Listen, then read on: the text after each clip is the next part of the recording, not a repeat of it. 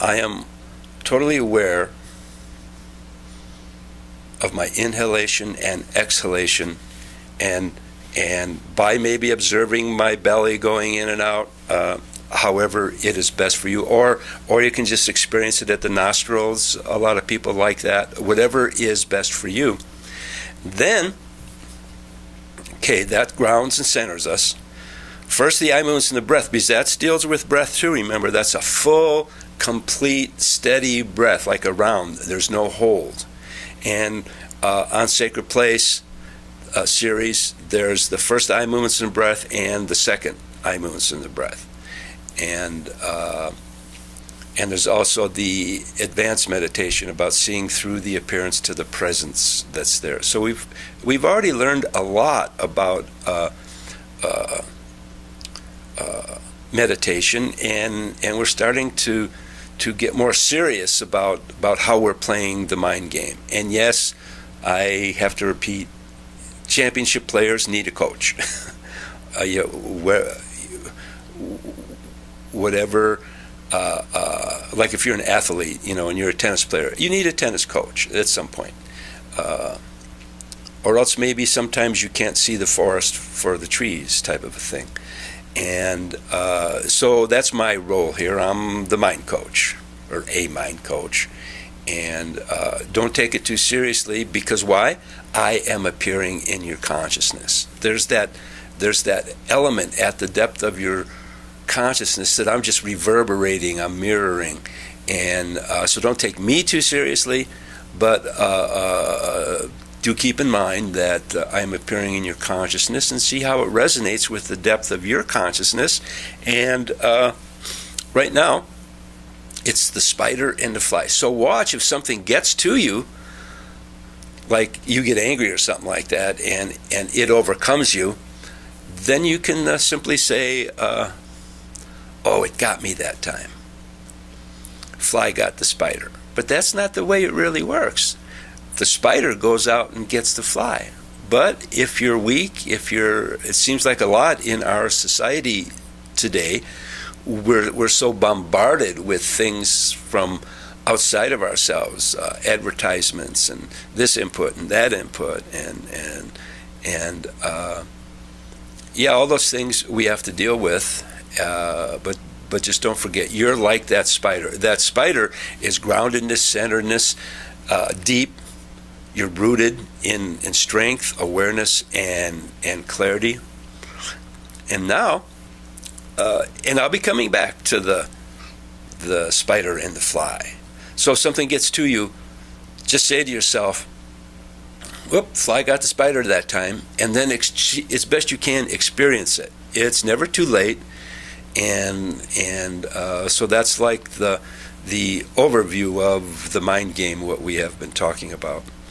Now, in Mind Game 1, we talked about feeding the mental body. How do you feed the mental body? So, we feed the mental body. Well, let me explain that a little bit first. Okay, there's an old story. It's I don't know the origins, but it's Aboriginal, and the way I learned it is through the American Indian tradition. And the story is, there's this young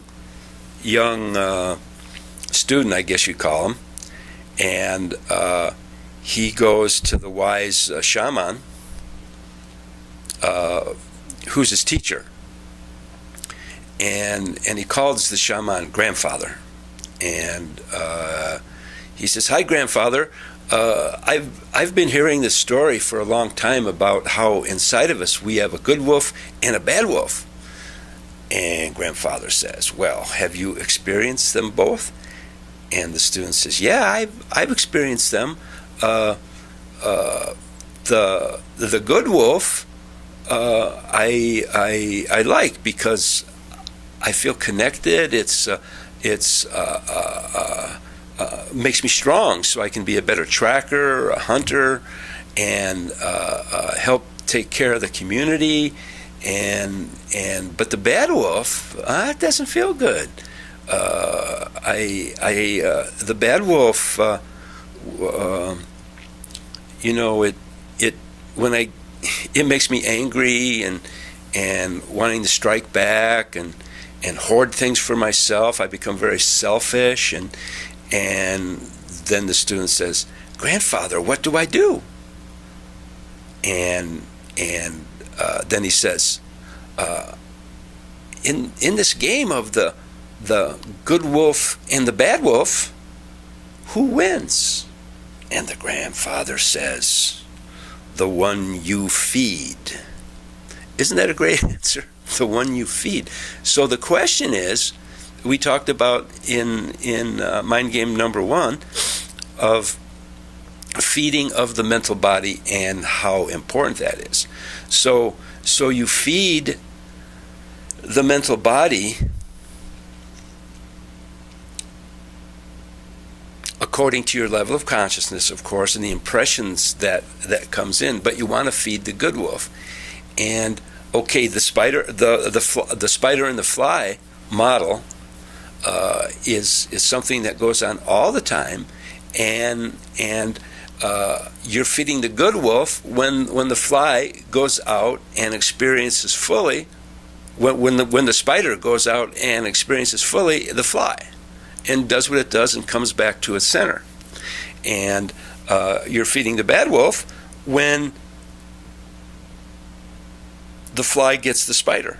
That's not the way it's supposed to be. And so when the fly gets the spider, you're feeding the bad wolf.